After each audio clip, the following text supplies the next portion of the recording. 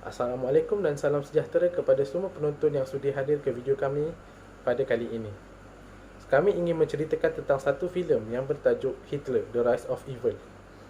Sebab utama mengapa kami memilih filem ini adalah kerana Hitler itu sendiri mempunyai sejarah yang sangat menarik dan sejarahnya banyak dicatatkan di seluruh dunia. So, seterusnya saya akan menceritakan serba sedikit tentang alur cerita filem ini.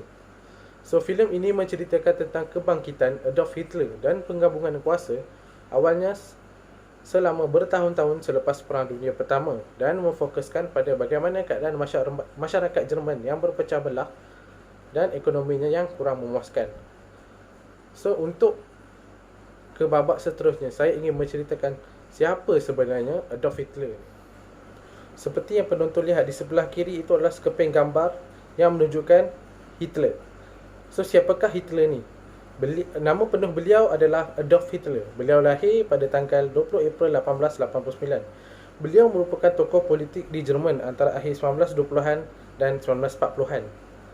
Beliau juga terlibat dalam peperangan dunia pertama dan memainkan peranan yang sangat penting dalam peperangan dunia kedua. Beliau juga terkenal sebagai orang yang berjaya menyatukan penduduk Jerman, walaupun akhirnya Jerman terbahagi kepada dua bahagian, iaitu Jerman Barat dan Jerman Timur. Beliau juga dilabel sebagai orang yang kejam, bengis dan diktator yang gila kuasa. Beliau meninggal dunia kerana membunuh diri dengan menggunakan sepucuk pistol. So, ini adalah serba sedikit tentang biodata diri Adolf Hitler. Sebab kami memilih filem Hitler: The Rise of Evil ini adalah yang pertamanya, beliau mempunyai semangat yang sangat kuat dan kental. Walaupun beliau digelar seorang yang kejam, tetapi kita ambil sifat dan sikapnya yang tidak mudah putus asa dan bersemangat itu. Yang kedua, beliau mempunyai nilai keluarga yang sangat tinggi. Beliau sangat dikagumi kerana sifatnya yang baik kepada para ibu. Contohnya, beliau banyak memberi inisiatif kewangan kepada keluarga miskin, manakala elang kewangan, pinjaman perkahwinan dan subsidi kanak-kanak diberikan sama rata kepada setiap kelompok masyarakat. So, seterusnya saya ingin menceritakan bagaimana filem ini mampu menarik minat penonton. Yang pertama, mengaplikasikan sikap dengan menggunakan panca indera. Ini dapat dilihat kerana mereka hanya memerlukan dua panca indera untuk memastikan mereka mendapat apa yang filem ini tayangkan, iaitu menggunakan mata dan menggunakan telinga. Yang kedua, filem ini bergenre aksi yang mampu membuat penonton tidak merasa bosan. Mereka akan sentiasa ternanti-nanti apa yang akan berlaku pada babak seterusnya, di samping dapat menambah ilmu pengetahuan sejarah. Yang ketiga adalah tokoh terkenal di peperangan dunia pertama. Dengan Hitler sebagai watak utama dalam filem ini, membuat para penonton lebih tertarik untuk mengetahui sejarahnya tanpa menggunakan kaedah lama, iaitu membaca buku, kerana filem ini berkisarkan tentang peristiwa yang benar. Seterusnya saya akan menjelaskan tentang kandungan filem Hitler: The Rise of Evil, di mana secara keseluruhannya filem ini menceritakan tentang perjalanan kisah hidup Hitler daripada kecil sehingga beliau berjaya menempa namanya dikenali oleh seluruh dunia. Perjalanan kisah hidup Hitler ini yang dimulai dalam filem ini adalah pada tahun 1899, di mana bapa Hitler memasukkan Hitler ke sekolah teknik supaya Hitler menjadi pegawai kerajaan sepertinya. Tetapi setelah ibu dan bapanya meninggal dunia, beliau bertukar ke sekolah seni.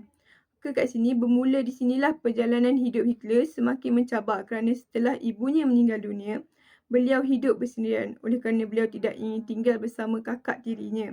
Dan akhirnya beliau tinggal di tepi jalan seperti gelandangan.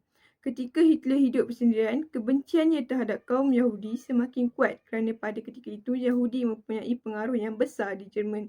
Oleh itu, Hitler membenci Yahudi. Bahkan apabila kerjaya seninya tidak mendapat sambutan, beliau menyalahkan orang Yahudi. Kemudian disebabkan kegagalan yang berlaku dalam hidupnya pada tahun 1914, Hitler telah pergi ke Munich, Jerman dan memasuki bidang ketenteraan. Sepanjang beliau di dalam ketenteraan, beliau telah menghadapi pelbagai perang di Jerman, termasuklah Perang Dunia Pertama. Dan beliau berjaya mendapatkan lencana Iron Cross serta pangkat korporal hasil daripada peperangan yang berlaku. Kemudian, permulaan Parti Nazi berlaku pada tahun 1919 apabila Hitler perlu memasuki German Worker Party yang kemudiannya ditukar menjadi The Nazi Party sebagai pengintip untuk mendengar dan memerhati apa yang dilakukan dan dirancang oleh parti ini. Dan akhirnya Hitler kekal di dalamnya dan menyampaikan pandangannya mengenai negara mereka iaitu Jerman untuk membebaskan Jerman daripada kuasa asing, terutama sekali daripada Yahudi yang berkuasa di Jerman pada ketika itu. Dan di sinilah bermulanya Parti Nazi dan Hitler yang mula mengumpul pengikutnya. Kemudian pada tahun 1921, Hitler secara rasminya memasuki politik dan mendapat sokongan yang memberangsangkan daripada orang ramai oleh kerana beliau yang sebelumnya telah menyampaikan pidatonya yang anti-komunis serta Yahudi secara meluas dan oleh kerana itu beliau telah mendapat banyak pengikut yang bersetuju dengan pandangannya. Seterusnya pada tahun 1923, Hitler dan beberapa pemimpin Nazi merancang untuk menjalankan revolusi Jerman dan kemudian dekat sinilah berlakunya pengkhianatan oleh orang yang terlibat dalam perancangan Hitler yang secara langsung telah menyebabkan Hitler lah yang dianggap sebagai pengkhianat dan beliau dipenjarakan. Hal ini kerana Hitler merupakan ancaman besar bagi Yahudi pada ketika itu. Oleh itu, orang Yahudi juga ingin menjatuhkan Hitler. Kemudian pada tahun 1926, Hitler telah berjaya membuka markas besarnya untuk membangunkan semula Parti Nazi yang berbolak ketika beliau dipenjarakan. Pembukaan markas besar ini telah membuatkan kedudukan politik Hitler semakin kuat, bahkan pada tahun 1932, Presiden Hindenburg yang merupakan Presiden Jerman menganggap Hitler sebagai ancaman demokrasi mereka. Oleh kerana Parti Nazi yang diketuai oleh Hitler merupakan parti yang terbesar dan berpengaruh di Jerman. Akhir sekali, kuasa Hitler kian menyelah adalah apabila pada tahun 1934, apabila Hitler telah menangkap dan membunuh orang kuatnya iaitu Ernst Röhm kerana beliau menyatakan bahawa Röhm merancang untuk membunuhnya, serta menyusul kematian Presiden Hindenburg yang telah membuatkan kuasa Hitler sebagai pemimpin Nazi semakin berleluasa. Jadi, itu sahaja secara ringkas untuk kandungan filem Hitler The Rise of Evil. Okey, saya ingin menceritakan tentang kekuatan yang ada dalam filem Hitler yang menjadi daya tarikan dan perhatian kepada para penonton yang menonton cerita ini. Okey, saya mulakan dengan kekuatan yang pertama yang ada di dalam filem ini, di mana kita dapat melihat perjalanan kisah Hitler dari kecil sehinggalah besar, di mana kita dapat melihat kesungguhan beliau sehingga berjaya membuat namanya dikenali serta digeruni. Okey, dalam filem ini kita dapat menyaksikan bagaimana Hitler tu kesungguhan dia dapat bertukar daripada askar biasa hinggalah menjadi seorang pemimpin Nazi. Okey, Hitler ni adalah seorang yang sangat petah berbicara dan berpidato, dan dia merupakan seorang yang bersikap nasionalisme, di mana ini dapat dibuktikan apabila kesungguhan Hitler tu untuk memperjuangkan negara Jerman. Okey. Seterusnya, kekuatan yang boleh ditunjukkan dalam filem Hitler ini adalah dari sikap patriotisme beliau ketika beliau menyertai Perang Dunia Pertama. Okey, sikap patriotisme yang ada dalam diri Hitler ni menyebabkan beliau mendapat pengiktirafan oleh Jerman. Selain itu, dia dikatakan sebegini kerana dia sendiri tidak boleh menerima kenyataan akan kekalahan Jerman. Justru itu, pada tahun 1919, Hitler ni dia telah bergabung dengan sebuah parti kecil bernama Parti Pekerja Jerman dan meninggalkan kerjayanya sebagai militan.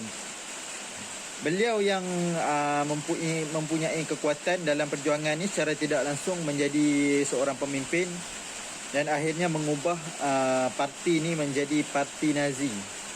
Okey, akhir sekali kekuatan yang saya dapat adalah bagaimana pemikiran Hitler ni, pemikiran yang dia ada, yang dia mampu untuk mempengaruhi orang ramai dan berjaya membuat beliau dipercayai oleh orang ramai. Okey, pada sekitar tahun 1920, Hitler ni dia telah menerbitkan simbol swastika dan parti ini menjadi lebih kuat pada tahun 1921 kerana mendapat sokongan milisia SA. Ketika ni kita dapat menyaksikan kepintaran Hitler dari segi dia berpidato dan berbicara serta berorganisasi, menyebabkan kehebatan dalam pidato yang dimiliki oleh Hitler ni dia mampu untuk mempengaruhi para pengikutnya secara tidak langsung. Ini menjadi salah satu kekuatan yang besar yang mampu memerangi Yahudi. Saya akan membentangkan kelemahan yang terdapat dalam filem Hitler The Rise of Evil. Kelemahan yang pertama ialah dari segi ketidaktepatan peristiwa dalam filem dengan sejarah yang sebenar. Peristiwa yang pertama ialah bahagian Angelika Robert atau Geli yang merupakan anak saudara Hitler.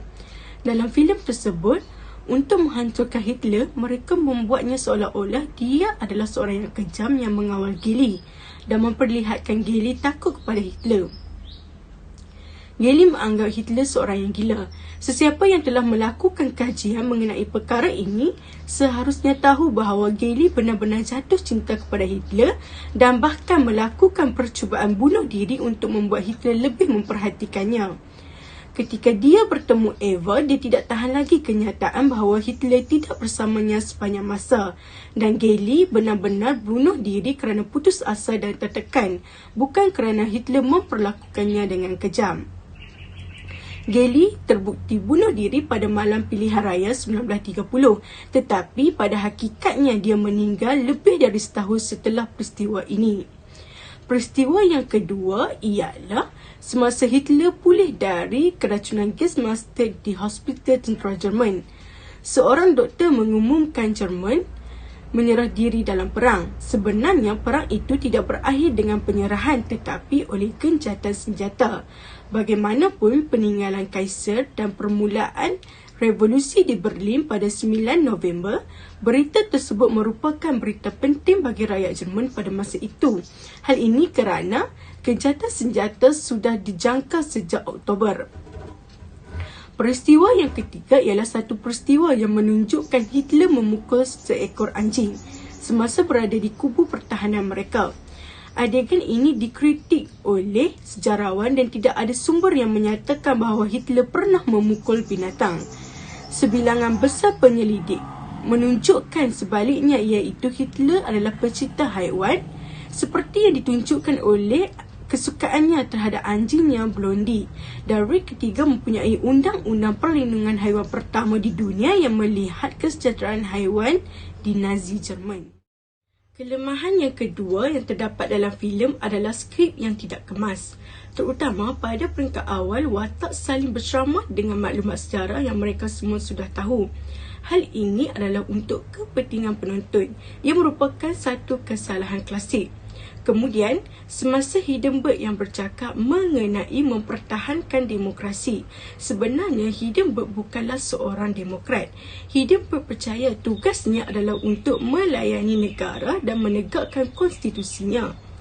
Contoh yang kedua di mana prasangka dan kekejaman Hitler diberikan dalam drama yang kuat dan menarik. Tetapi, rekod medan perang Korporal Hitler diputarbelikkan dengan teruk. Perkara ini seolah-olah bimbang penonton tidak dapat menangani idea kejahatan dan keberanian pada orang yang sama. Penulis membuat Hitler kelihatan seperti pengecut yang memohon salib besi atau biasa dikenali dengan nama asingnya Iron Cross. Perkara ini seolah-olah seseorang di tentera Kaisar dapat memenangi pingat hanya dengan membuat rayuan. Filem ini menjadikan Hitler kelihatan seperti pengecut, sementara Hitler ialah seorang tentera yang tidak takut. Mereka juga menunjukkan bahawa rakan-rakan Hitler membencinya dan sebenarnya Hitler dikagumi oleh pegawai-pegawai dan orang-orang di sekelilingnya. Assalamualaikum, saya Safinah Najah. Hubung kait dengan silibus. Filem Hitler The Rise of Evil menceritakan perjalanan kehidupan Hitler bermula dari beliau masih kecil sehinggalah beliau berjaya memerintah Jerman. Pada tahun 1934, beliau berjaya menjadi Führer, iaitu pemimpin diktator Jerman pada usianya 45 tahun. Justru itu, terdapat beberapa sedutan daripada filem ini yang boleh dijadikan hubung kait dengan silibus yang telah dipelajari. Hitler berjaya menyatu padukan penduduk berbangsa Jerman walaupun pada akhirnya negara itu berpecah kepada dua bahagian iaitu Jerman Timur dan Barat. Adolf Hitler ialah seorang tokoh politik di Jerman antara akhir 1920-an dan 1940-an.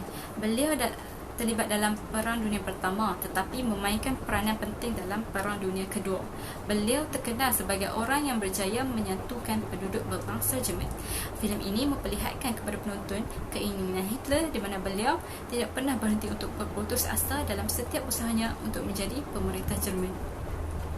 Silibus subjek sejarah bagi kata 3 juga memasukkan topik mengenai pembentukan negara Jerman.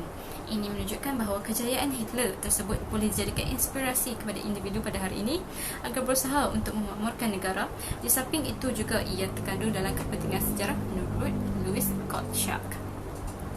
Seterusnya, penyertaan Jerman dalam Perang Dunia Pertama merupakan saat yang dinanti-nantikan oleh Hitler.